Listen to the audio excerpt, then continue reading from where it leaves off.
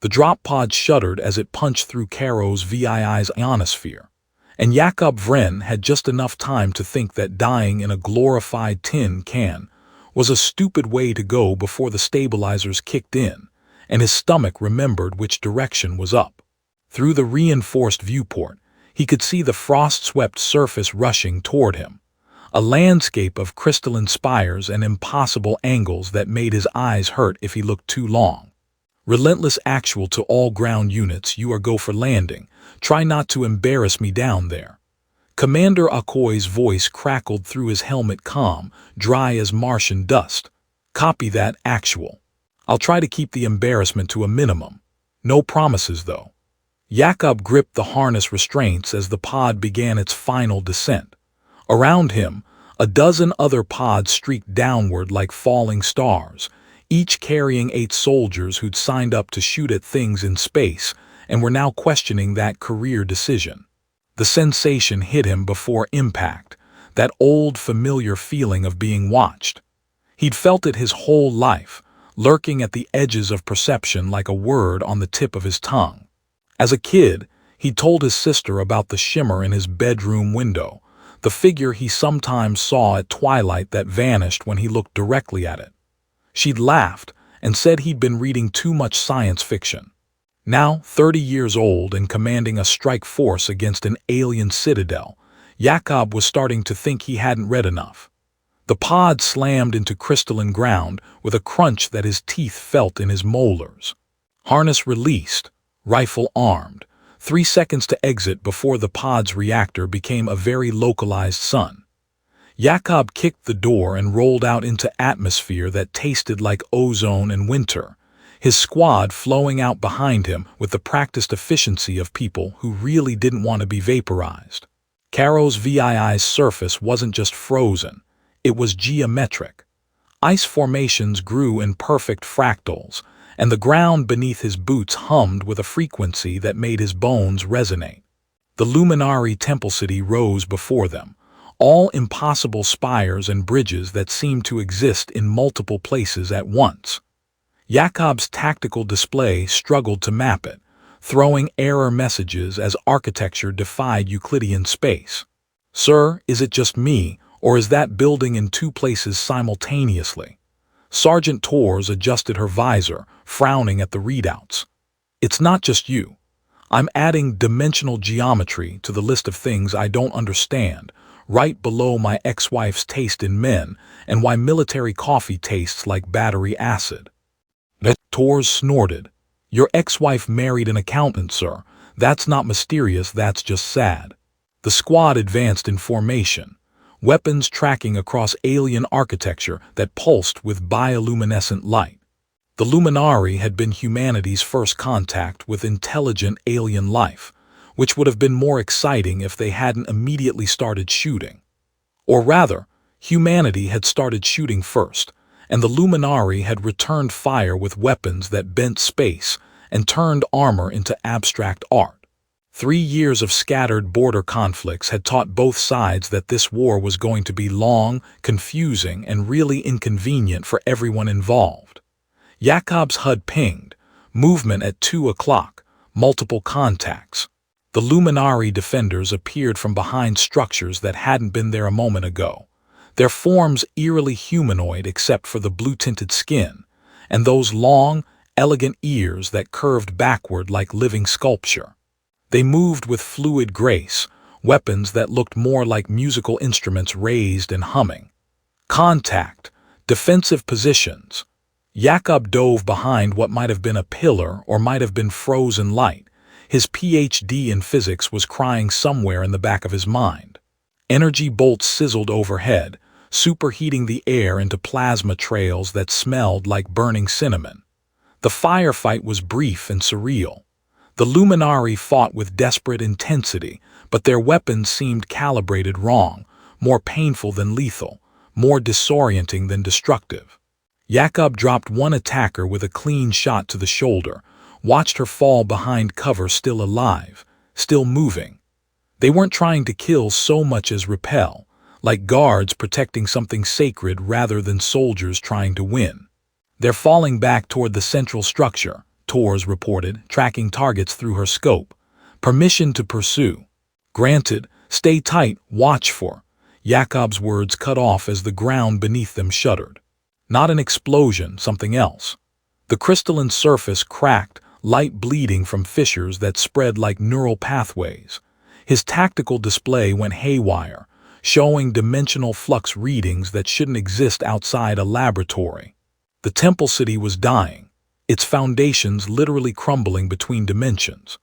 They pushed forward through halls where gravity was a suggestion, rather than a law, past chambers filled with technology that Jakob's engineering background recognized as impossibly advanced, and his common sense recognized as terrifying. In one room, he saw what looked like a star map, except the stars moved and breathed and whispered in frequencies just below hearing. The squad scattered during a skirmish in a chamber of impossible mirrors. Jakob saw himself from angles that didn't exist, fired at enemies who were beside him and also 3 rooms away. When the light stabilized, he was alone, separated from his unit in a corridor that curved upward into itself. That's when he found the dying Luminari soldier slumped against a wall that phased between solid and translucent. Blue blood pooled beneath him, actual blood, red enough to remind Jakob that these aliens weren't so alien after all. The soldier's long ears twitched as Jakob approached, weapon ready but not firing. Medical assistance I can call for. The Luminari's eyes focused on him, widening with something that looked like recognition. You, he breathed in accented human language. She chose well. The bloodline is strong in you. His hand reached out, trembling not in threat but in something like reverence or relief. Who chose what? What are you talking about? Jakob knelt beside him, decades of training warring with simple human compassion. But the soldier's eyes were already glazing over, his final breath escaping in words Jakob couldn't parse, either another language or simply the sound of someone leaving. Jakob stood slowly, his rifle suddenly feeling very heavy, very stupid in his hands. The temple groaned around him, and somewhere above, through crystal and void and the space between thoughts, Jakob felt it again. That sensation of being watched. But this time it felt different, not distant, not hidden, close, intentional, waiting. His comm crackled with Tor's voice, fragmented and urgent, giving coordinates to the central citadel. Jakob acknowledged automatically, but his attention was fixed on the holographic emitter that had activated at his approach, responding to his biometrics or his presence, or something the universe wasn't explaining. The projection resolved into a woman, golden hair that moved like liquid light, blue skin luminous in ways that made his artist mother's color theory obsolete, and those long ears marking her as Luminari royalty if his briefing files were accurate. But it was her eyes that stopped him cold. Human eyes in an alien face, looking at him not with the detachment of a commander addressing an enemy, but with the focused intensity of someone seeing a face they'd memorized long ago. "Commander Jakob Vren," she said, her voice carrying harmonics that made the air shimmer. "Come to the high balcony at moonrise. Come alone. I have waited 30 years to speak with you, please." The projection flickered. "Please don't make me wait any longer." Then she was gone, and Jakob was standing in a collapsing alien temple, having just received what amounted to a formal invitation from someone who knew his name, his rank, and apparently how long he'd been alive. "Well," he said to the empty corridor, "this is either the weirdest intelligence operation I've ever seen, or I'm about to have the most inadvisable conversation of my career." He checked his chrono. 4 hours until moonrise. 4 hours to decide if he was brave or just monumentally stupid. Probably both, he thought, and started climbing toward a rendezvous that defied every regulation he'd sworn to uphold.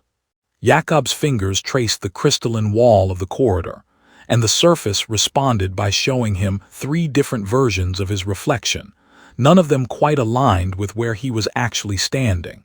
He pulled his hand back quickly. "Okay, new rule.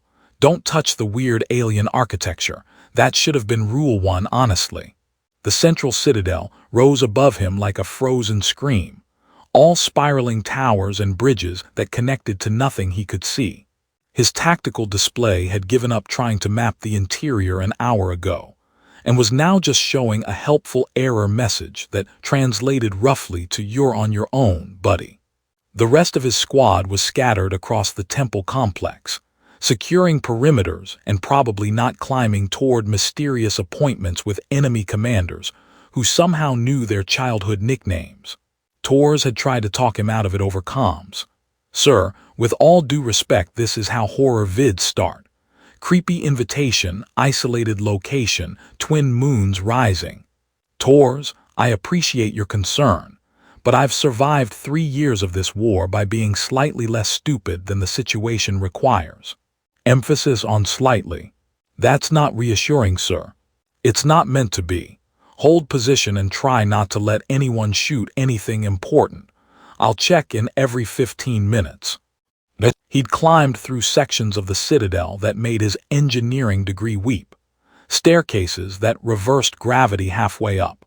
Rooms where the corners contained more space than the centers. A library filled with books written in light that rearranged themselves as he watched, the text flowing like water finding new channels. Jakob had stopped trying to understand and started simply accepting, which he suspected was either enlightenment or a concussion. The balcony was exactly where the hologram had indicated, high enough that Karos VII's curved horizon was visible, the planet's twin moons just beginning their rise over the frost fields. The space was open to the thin atmosphere, protected by some kind of environmental shield that felt like walking through a soap bubble. Jakob's suit adjusted automatically, feeding him breathable air while his exposed face registered the bite of cold that wasn't quite cold, more like the memory of winter. He waited, weapon holstered but hand near it, feeling absurd and alert in equal measure. The moons climbed higher, casting double shadows that intersected at odd angles. Somewhere below, his people were fighting and dying over territory neither side fully understood, and he was standing on a balcony like some character in a romance novel his sister would mock him for reading. "You came." The voice was behind him, though he'd been watching the only entrance. Jakob spun, hand moving toward his sidearm before stopping himself. She stepped through a shimmer in the air itself, a fold in space that closed behind her like a curtain falling. Golden hair caught moonlight and held it, transforming each strand into fiber-optic filament. Her skin was blue in a way that seemed to generate its own luminescence, as if she'd swallowed starlight and it was leaking out through her pores. The long ears curved back elegantly, decorated with silver threading that might have been jewelry or might have been part of her biology. Jakob's xenobiology training hadn't covered fashion versus anatomy, but it was her face that held him. Human enough to recognize every expression, alien enough to make those expressions achingly exotic. She looked at him with an intensity that made him want to look away and couldn't. "You're Luminari royalty," Jakob said, because stating the obvious was better than standing there with his mouth open. "Princess Selireth, if I'm reading the intelligence reports correctly." "You are." She moved closer, not threatening, just closing distance like someone approaching something fragile. "And you are Commander Jakob Vren, born in New Seattle Medical Complex on March 12th, 30 years ago. You have a scar on your left shoulder from training accident when you were 19. Your sister calls you Jake the Snake because you once hid a rubber serpent in her school bag. You count under your breath when you're nervous." She paused. "You're counting now." Jakob's jaw clenched. He'd been counting, hadn't even realized. "That's extremely detailed intelligence for someone we've been fighting for 3 years. Makes me wonder what else you know. My medical records. My dating history. My opinion on pineapple pizza. All of those, actually. Though your dating history is tragic, your medical records are boring, and your opinion on pineapple pizza is objectively wrong." Despite everything, the war, the weirdness, the woman who'd apparently been stalking him across dimensional boundaries, Jakob laughed. sharp and surprised, the sound echoing off crystal walls. Did you just call my pizza preferences objectively wrong? That's the weirdest power move I've ever experienced. Something in Selireth's expression softened, a smile touching lips that were almost human except for how they caught light. I've had 30 years to prepare for this conversation. I wanted to make an impression. Mission accomplished. Now want to explain how you have 30 years of data on someone from a species you supposedly just met 3 years ago. Selireth moved to the balcony edge, looking out over the dying temple city. Below them, crystalline structures flickered and failed, dimensional anchors snapping like overtaxed cables.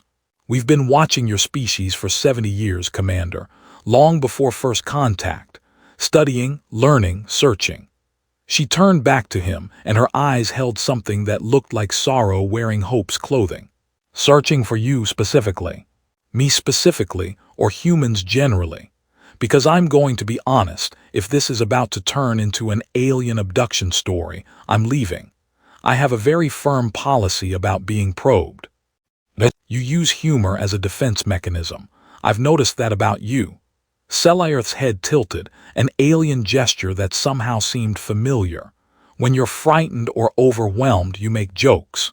When your mother died during the Titan colony collapse, you spent the funeral making your sister laugh with increasingly inappropriate stories. When your engagement ended, you volunteered for the most dangerous assignments and cracked jokes the entire time. Jakob felt something cold settle in his chest that had nothing to do with Karos VII's atmosphere. Okay, that's moving past intelligence gathering into invasive territory. You want to tell me why you've been watching me since I was in diapers? Not diapers, since you were 7, that's when the scans confirmed it. Selireth reached out, stopped herself before touching him, her hand hovering in the space between them. Your genetic structure carries something we desperately need, a harmonic frequency in your DNA that matches the dimensional resonance of our temple worlds. Without it, our civilization collapses. With it, we survive. The moons had fully risen now, casting the balcony in silver and gold light that made Selireth's skin shimmer like water. Jakob processed her words, turned them over in his mind, applied his training in xenobiology and dimensional physics and basic pattern recognition. You're saying I'm genetically compatible with your technology. That's why you've been watching me. That's why this war started. You weren't invading, you were searching. Yes, simple word carrying complex weight. And you found me. Tracked me across 3 decades, through childhood and military academy and deployment across 6 systems. Just watching. Jakob's hand had moved back toward his weapon without conscious thought. Do you understand how that sounds? How completely terrifying that is? Selireth's ears flattened slightly against her skull, a gesture Jakob's training identified as distress or shame. I do. I have violated your privacy in ways I cannot justify. I have observed intimate moments, personal failures, private grief. I know things about you that no one should know without permission. She straightened, meeting his eyes directly. But I also know that you are brave and kind and far funnier than you believe. That you second-guess every decision but trust your instincts. That you've spent your life trying to protect people who cannot protect themselves. And I know that I am asking you to save my entire species, based on 3 years of war and 30 years of what you rightfully call stalking. This is insane. Jakob said it without heat, just stating fact like confirming coordinates. Yes, you're asking me to trust someone who's been violating my privacy since I was 7 years old. Yes, and if I say no, your people die. Your whole civilization collapses into whatever dimensional mess is eating this planet. Yes, Jakob looked at her, this alien princess who knew him better than anyone alive, who'd committed what should be unforgivable violations, who stood before him with honesty that cut like crystal. Behind her, the temple city crumbled, taking millions of lives with it into the spaces between spaces. I'm going to need you to explain exactly what you need from me, Jakob said slowly. And it better not involve anything weird. Because I'm already at my quota for weird this decade. Selireth's smile was sad and hopeful and tired all at once. Commander Vren, I'm afraid what I need from you will redefine your understanding of weird entirely. Of course it will, Jakob muttered. Why would today be different from any other day? If you've watched this far, what brought you to this video? I'd be really happy if you share it in the comments. Don't forget to like the video to support me. Selireth gestured toward the crystalline floor, and a holographic display bloomed between them like a flower made of light and mathematics. Jakob recognized genetic helixes, dimensional frequency charts, and what looked suspiciously like a compatibility matrix that would have made his academy instructors weep with joy or terror. Your species calls it genetic resonance. We call it the Karim asterisk, the singing thread. Every living thing vibrates at specific frequencies across multiple dimensions. Most humans register at baseline 0, neutral to our technology. She manipulated the display, pulling up a scan that Jakob recognized with creeping unease as his own genetic profile. You register at 7.3 harmonics, the highest we've ever recorded in any species outside our own. Jakob studied the numbers, his engineering background catching up with the implications. So I'm what? Dimensionally loud. Is that why I've always had weird luck with malfunctioning equipment? Because my DNA is basically shouting at machinery. Yes, actually, though I hadn't considered that application. Selireth pulled up another image, a Luminari genetic sequence that intertwined with his own in the simulation, creating patterns that pulsed with synchronized light. Our temple worlds are grown, not built. Crystalline matrices seeded with Luminari genetic material, cultivated over centuries to create structures that exist partially in your dimension and partially in others. They require constant harmonic reinforcement from compatible biological sources. You're telling me your buildings are alive and they need feeding. Jakob rubbed his temples, feeling a headache building that had nothing to do with dimensional physics.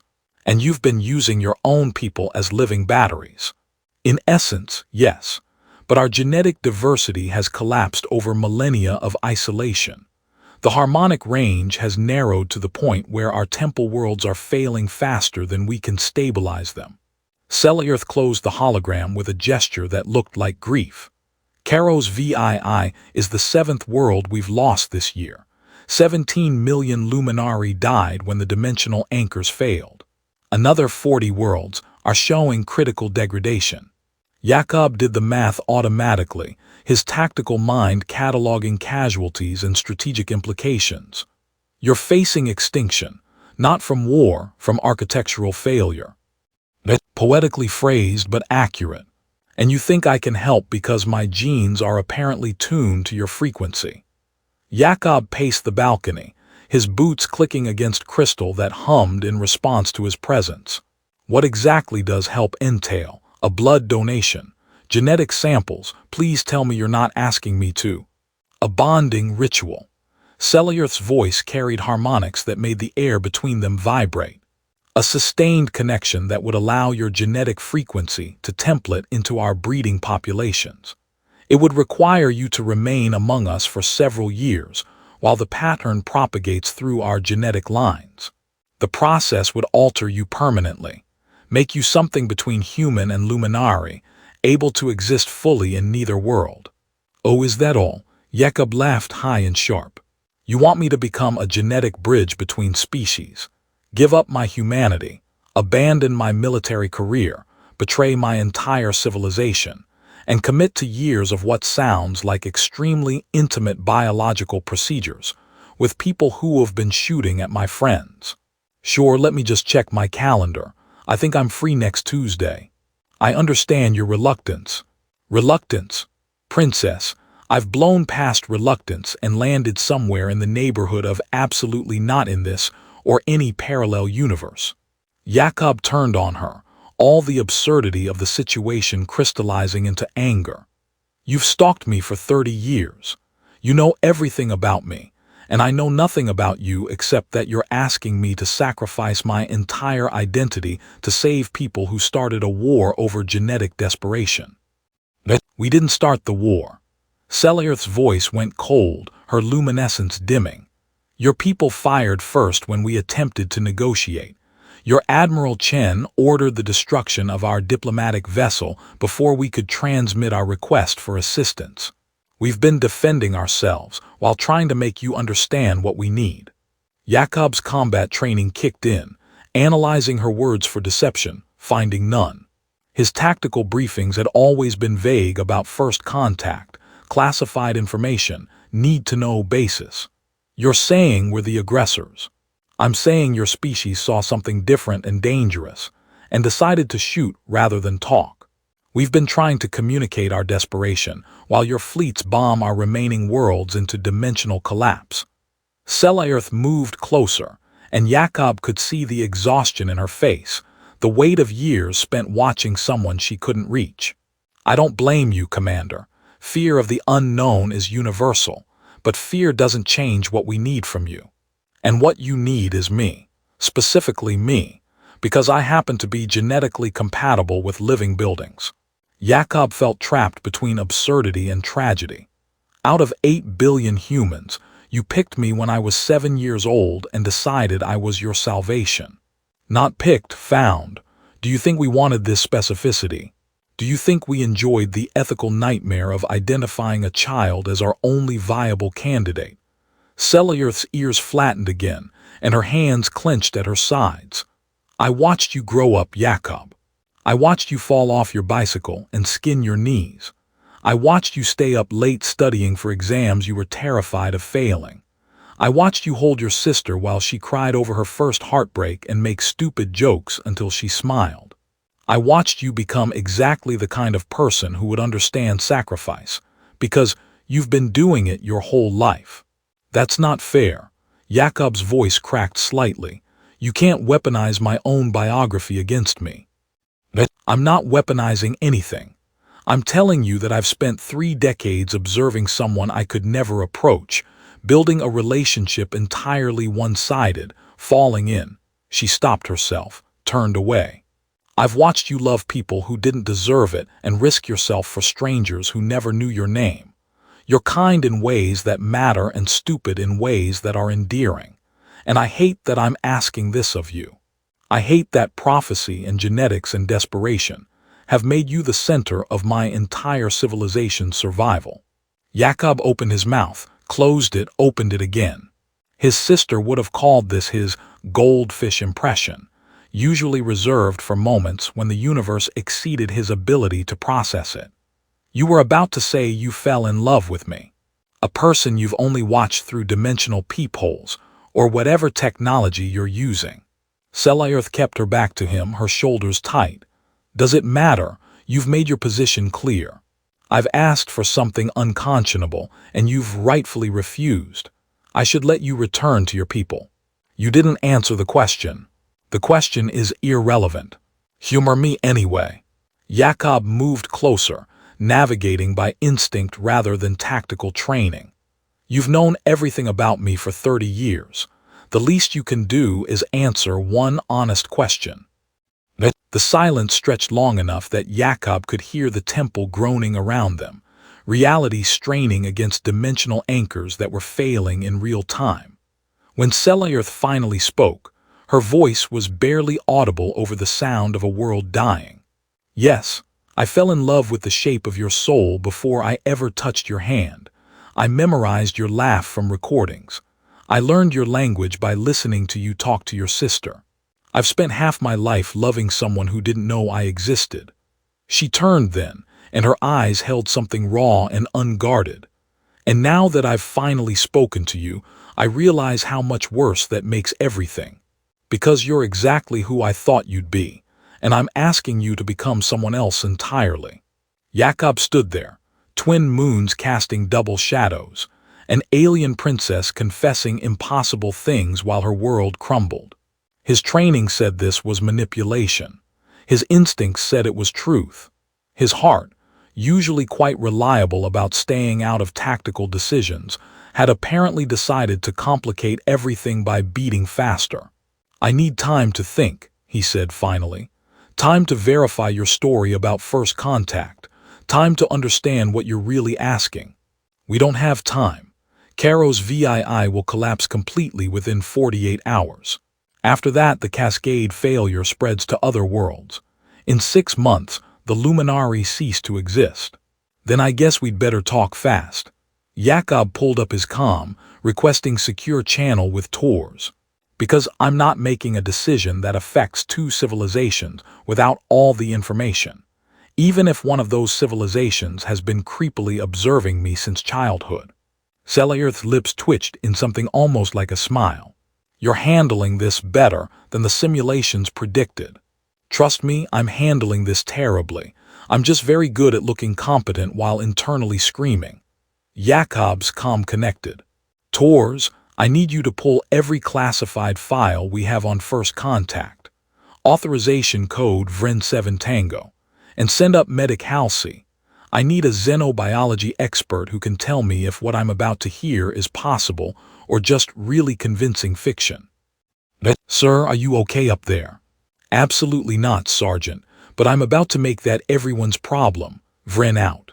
He looked at Selireth, this alien woman who'd spent half her life watching him, who'd fallen in love with someone she could only observe, who was asking him to save her people by becoming something other than human. "All right, Princess, let's talk about this bonding ritual. And I want details, because if I'm going to ruin my military career and confuse every biologist in human space, I'm going to do it with fully informed consent." Selireth nodded slowly. "Where would you like me to begin?" "Start with why this requires years.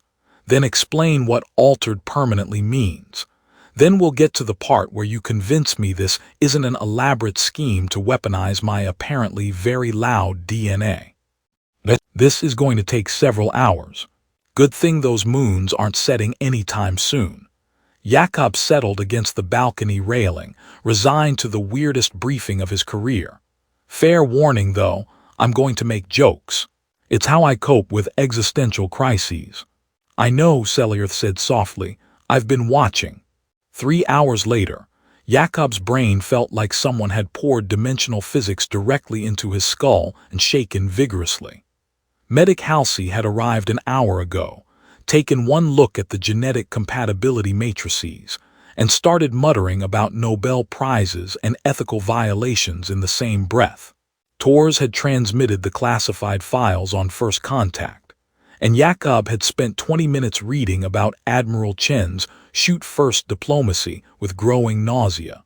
"So let me make sure I understand this correctly," Jakob said, pacing the balcony for what felt like the 100th time. "The bonding ritual involves sustained physical contact over a period of weeks, while my genetic frequency templates into a crystalline matrix that then broadcasts to your entire population through something you're calling the harmonic network." "Correct." Selireth had produced what looked like tea from somewhere, serving it in cups that existed in multiple dimensions simultaneously. Jakob had stopped asking questions about the physics after his 3rd headache. "And during this process, my DNA gets rewritten to incorporate Luminari genetic markers, which means I develop some of your characteristics. The blue skin, the ears, the ability to perceive dimensional frequencies directly." A simplified explanation, but essentially accurate. Halsey looked up from her portable scanner, eyes bright with scientific fervor that Jakob found deeply concerning. "Commander, this is revolutionary. The applications for genetic medicine alone would transform human healthcare. If we could learn to manipulate dimensional frequencies in DNA." "Halsey, you're not helping." Jakob drank the tea, which tasted like starlight and regret.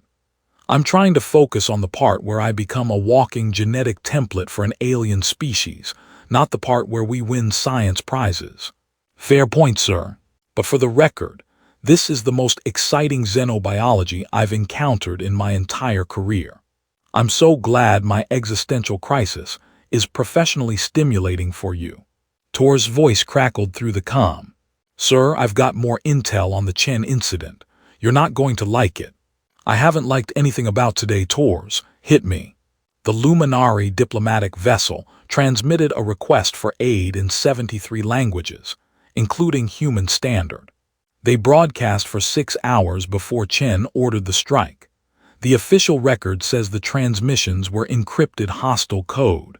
The actual recordings say otherwise. Jakob felt something cold settle in his chest. Send me the files. The data packet arrived seconds later, audio files that played automatically through his helmet speakers. Selireth's voice, younger, more formal but unmistakably her, speaking clear human standard. We come seeking assistance with a biological crisis threatening our civilization. We offer technology, knowledge, and peaceful cooperation in exchange for genetic compatibility testing. Please respond. We mean no harm. 6 hours of that message, increasingly desperate, before Admiral Chen had decided alien desperation looked enough like alien aggression to justify opening fire. Well, Jakob said into the silence that followed, that complicates things. Selireth's expression hadn't changed, but her luminescence had dimmed. Your people were frightened. First contact with intelligent alien life, vessels that bent space in ways your physics said were impossible. Fear is rational. Fear doesn't justify murder. Chen killed 17,000 of your people because he couldn't be bothered to wait for translation confirmation. Jakob's hands clenched around the teacup, which obligingly didn't shatter despite existing partially in another dimension. And we've been fighting a defensive war based on a lie. Commander, with respect, this doesn't change the immediate situation. Halsey had stopped looking scientifically excited and started looking worried. The temple world is still collapsing. Princess Selireth's people are still dying. Whether or not humanity started the war doesn't alter the biological crisis. No, but it alters my decision-making calculus significantly. Jakob turned to Selireth, studying her face in the doubled moonlight. You could have led with that information. Could have made me watch those recordings first thing, used my guilt as leverage. Why didn't you? Because I didn't want your choice based on guilt or obligation. I wanted, Selireth stopped herself, looking away. It doesn't matter what I wanted. Finish the sentence.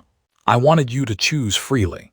To see me as more than the representative of a dying species or the victim of your people's aggression. I wanted you to know me before you knew the full weight of what we're asking. She met his eyes again. Foolish, perhaps, but I've spent 30 years imagining this conversation, and in none of those imaginations did I want you looking at me with pity. Jakob laughed, sharp and genuine. Princess, pity is definitely not what I'm feeling right now. Confusion, yes. Anger at Chen, absolutely. A weird kind of respect for your commitment to informed consent despite having stalked me for 3 decades, surprisingly also yes. You have a gift for making emotional moments uncomfortable with humor. It's one of my most charming qualities. My ex-fiancée mentioned it in the breakup letter. Jakob set down his teacup and pulled up the holographic display again, studying the genetic matrices with new understanding. Walk me through the physical process. You said sustained contact over weeks. Define sustained. Selireth's luminescence flickered in what Halsey's scanner identified as embarrassment. The bonding requires skin-to-skin contact for a minimum of 6 hours per day, increasing to 12 hours in the final weeks. The contact doesn't need to be intimate in human terms, but it does require proximity and sustained physical connection. Hand-holding would suffice, though more extensive contact accelerates the process. So I'd be holding hands with you for weeks while my DNA rewrites itself, and your civilization uses me as a genetic radio transmitter. Jakob processed this, applied his engineering background to the biology. What about the broadcast part? How does my altered genetic code spread to your population? The crystalline matrices in our temple worlds act as amplifiers. Once your frequency is templated into the primary matrix here on Karos VII, it propagates through the harmonic network to every other temple world. Luminari who interface with the matrices, which we do naturally, as part of our biological functions, receive the genetic information. Over several generations, the compatibility spreads through our population. Halsey's scanner beeped urgently. "Commander, I'm detecting massive dimensional instability. The temple structure is degrading faster than projected." As if to emphasize the point, the balcony shuddered and cracks spread across the crystalline floor like frozen lightning. In the distance, one of the temple spires collapsed inward, folding through dimensions that human eyes weren't meant to perceive. Jakob's stomach lurched at the angles. "How long do we actually have?" he asked Selireth. "Hours, not days. The cascade is accelerating. If we don't stabilize the primary matrix soon, Karos VII will collapse completely, and the failure will cascade to other worlds immediately rather than over months. So no pressure then."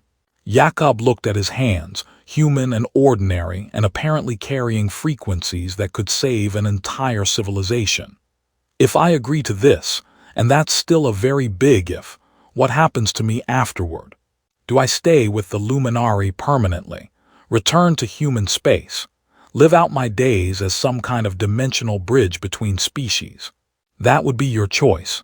The genetic alterations are permanent, but you wouldn't be bound to us beyond the initial templating period. Though," Selireth hesitated, "you would likely be changed in ways that make returning to purely human society difficult. Your dimensional perception would be enhanced, your biology altered. You'd be functionally hybrid. So I'd be too alien for humans and too human for Luminari, stuck between worlds." Jakob had a sudden flash of empathy for every tragic hero in every story his sister had made him watch. That's a hell of a price tag for saving 40 worlds. "Yes, you're not going to try to convince me it's worth it." "I can't make that determination for you, Jakob."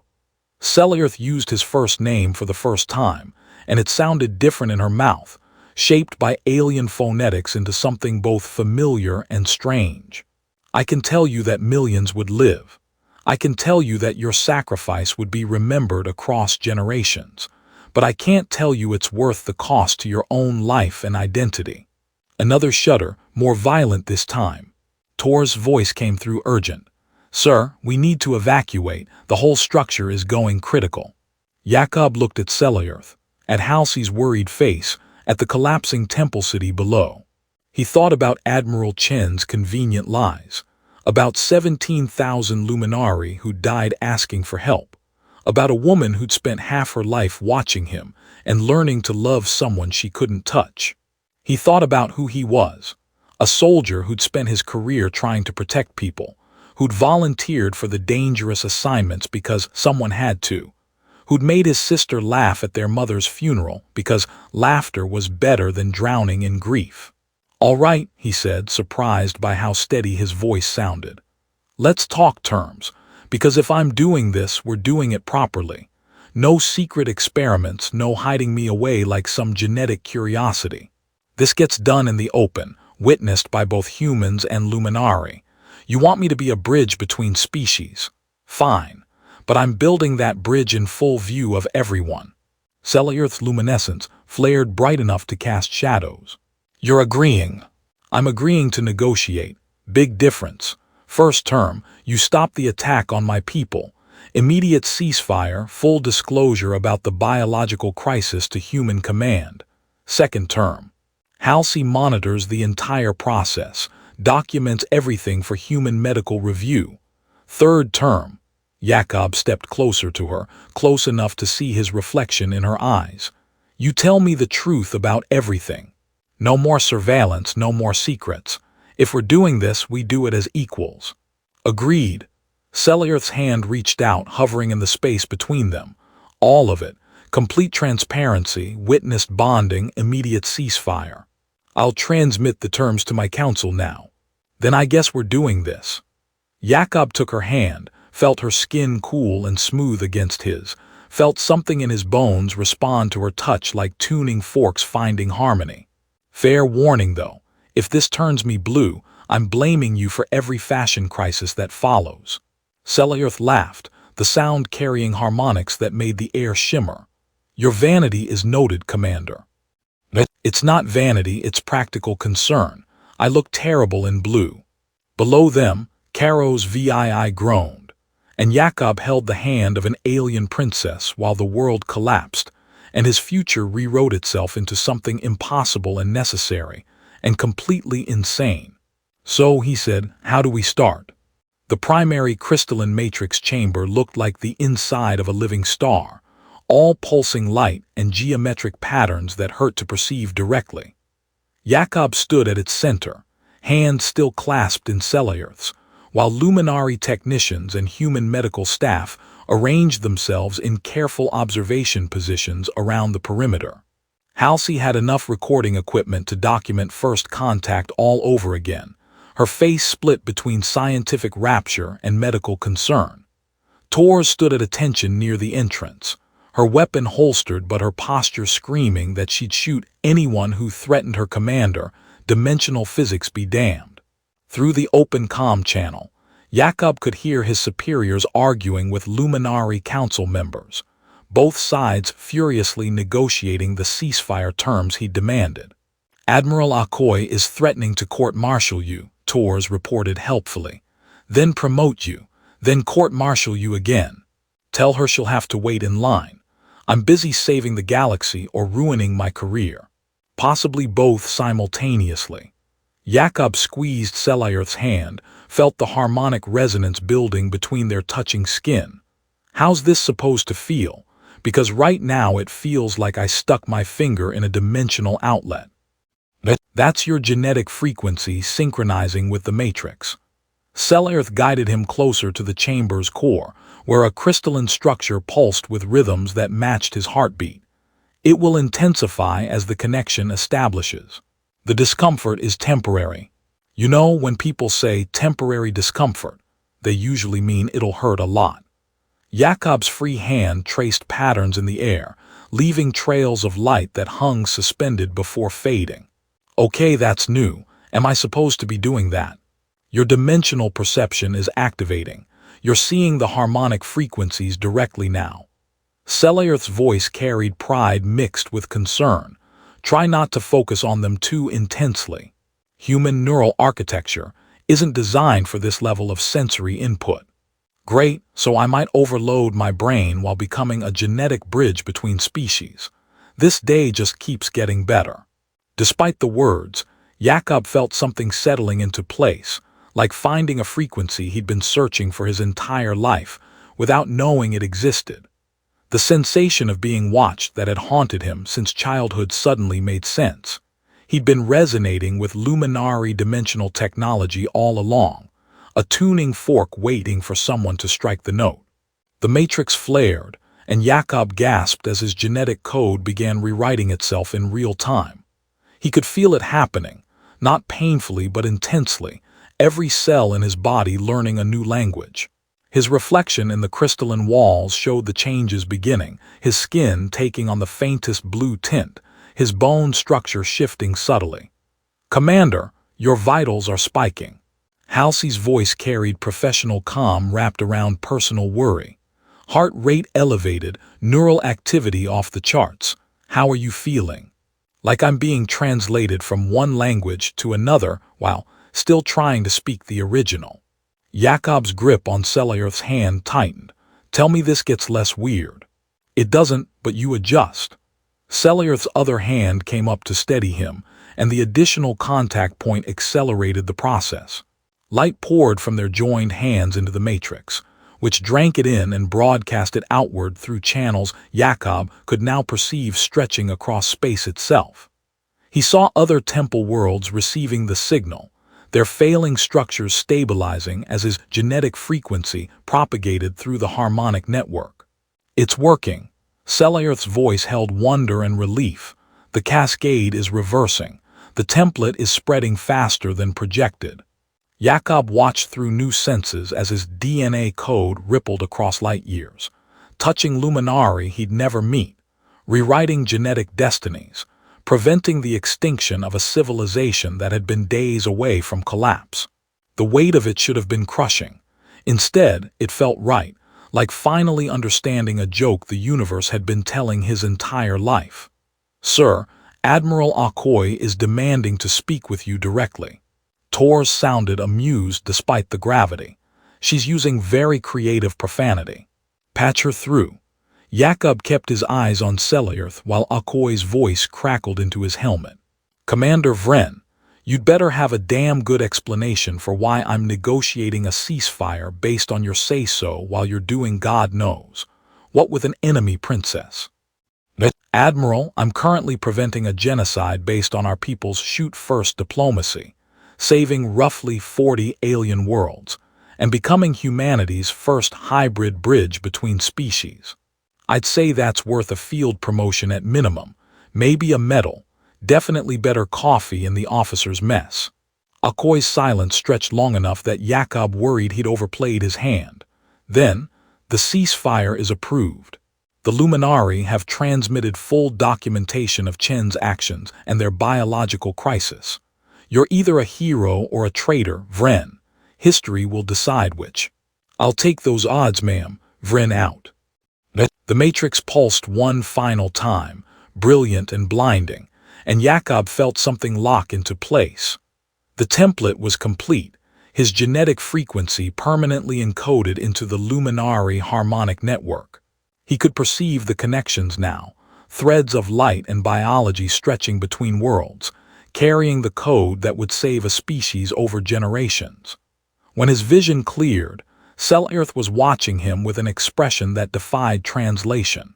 His reflection in the crystalline walls showed the changes, skin now distinctly blue-tinted, ears beginning their elongation, eyes holding new depths that suggested he could see more dimensions than before.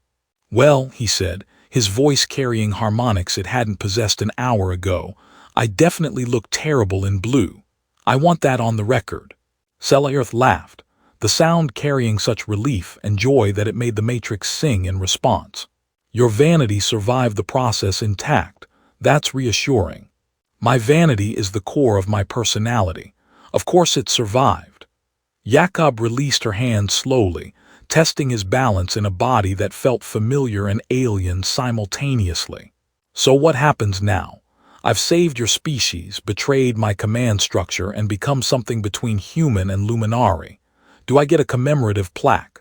"You get to choose what comes next." Selireth stepped back, giving him space. "The template is stable. You could return to human space, help both our peoples understand what's been accomplished here. Or you could stay with us during the transition period, help stabilize the remaining worlds. Or I could do what I actually want to do, which is figure out how to build a real bridge between our species. Not just genetic, but cultural, political, all of it." Jakob looked at his hands, blue-tinted and strange and somehow right. "Chen started a war based on fear and lies. We're going to end it with truth and cooperation, even if it takes years. Even if it makes me the strangest ambassador in human history." Tors approached, her expression carefully neutral. "Sir, the squad is ready for evac whenever you give the word. Though I should mention that half of them are taking bets on whether you're still technically human. Tell them I'm categorically too human to be anything else, just with better dimensional perception and worse fashion sense." Jakob turned to face his sergeant, his friend, his link to the life he'd had before. "I need you to do something for me, Tors." "Anything, sir. Go back to human space. Tell them what really happened here. Not the sanitized version command will want to distribute, but the truth. A species asked for help, we shot them, and one idiot commander decided to fix that mistake by becoming a walking genetic experiment." Tors saluted, sharp and precise. "I'll make sure they know, sir, though I'm editing out the idiot part. You're many things, Commander, but an idiot isn't one of them." "Debatable." Jakob returned the salute, felt the weight of command shifting. He wasn't sure what he was anymore. Not quite human, not quite Luminari, something new being built in the space between. "Take care of them, Tors." "You too, sir. Try not to grow any additional ears or start glowing, or whatever else happens with this hybrid thing." "No promises." The squad evacuated. taking Halsey's documentation and Jakob's testimony back to human space. Selireth's people began the work of stabilizing the temple worlds, their gratitude expressed in harmonics Jakob could now understand. The ceasefire held, tentative but real, built on the foundation of one soldier's choice and one princess's 30-year vigil. Jakob stood on the balcony where this had all begun, watching the twin moons set over a world that would survive now, its dimensional anchors strengthened by genetic code he donated. Selireth joined him, their shoulders touching, comfortable in proximity that no longer required explanation. "I've spent 30 years watching you," she said quietly. "I thought I knew everything about you. But this, choosing to help despite everything, I didn't predict that. That's because you were watching someone who didn't know he was being watched. You saw the real me, the one who makes stupid decisions in the name of doing the right thing." Jakob's hand found hers, their fingers interlacing in a gesture that felt natural despite their genetic differences. "So what happens now that you've finally got me in person instead of through dimensional surveillance?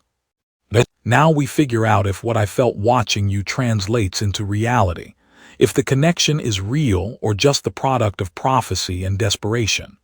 Selireth's luminescence flickered, uncertain. "I don't know how to do this without the distance of observation." "Neither do I, but I'm pretty good at figuring things out as I go." Jakob squeezed her hand gently. "Fair warning, though, I make terrible jokes, I'm stubborn about impossible causes, and I just sacrificed my humanity to save your species. I'm a relationship disaster waiting to happen." "You're also brave and kind and far funnier than you believe yourself to be. I knew that from watching. Now I get to discover what else I didn't see." Selireth leaned against him, her head resting on his shoulder in a gesture that transcended species. "Thank you, Jakob, for choosing hope over fear. Thank you for stalking me for 30 years and somehow making it romantic instead of creepy. That takes talent." Jakob looked at his reflection in the crystalline walls, seeing someone changed but not lost, human in all the ways that mattered and alien in ways he was learning to embrace. "So, about this bridge between species we're building. I'm thinking we start with better communication protocols and work our way up to cultural exchange programs. Maybe eventually joint pizza parties, because your people really need to understand humanity's stance on pineapple toppings." Selireth's laugh carried harmonics that made the whole temple sing, and Jakob felt his genetic code resonating in response, a language he'd learned to speak without knowing he was studying it his whole life. The war wasn't over, the challenges ahead were monumental, and he'd become something unprecedented in human history.